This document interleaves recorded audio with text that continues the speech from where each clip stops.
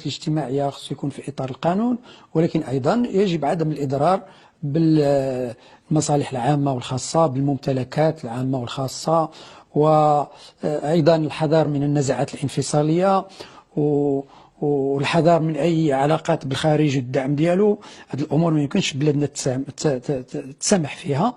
كان هناك تطاول على الموضوع من خلال القفز على الخط الأحمر. الخط الأحمر هو مجموعة من المطالب بنفس انفصالي بكل معنى الكلمة، وهذا خط أحمر لا يمكن لهذه البلاد التي تبني ديمقراطيتها وعدالتها الاجتماعية أن تقبل بها. أنها بدأت تعرف بعض الانحرافات، خصوصا من واحد المجموعة اللي هي مسخرة من الخارج، التي لم الحوار يعني ما عطاش حتى شي نتيجة مع هذه المجموعة.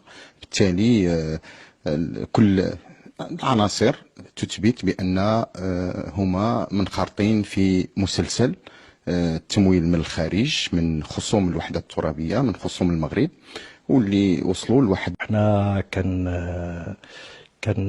نطالبوا باش يطبق القانون بالنسبة لهاد النشطاء اللي كيقوموا بهاد الأعمال اللي هي كتخرب واللي كتشكك في الوحدة الترابية ديال المملكة. احنا الثوابت ديالنا متمسكين بها.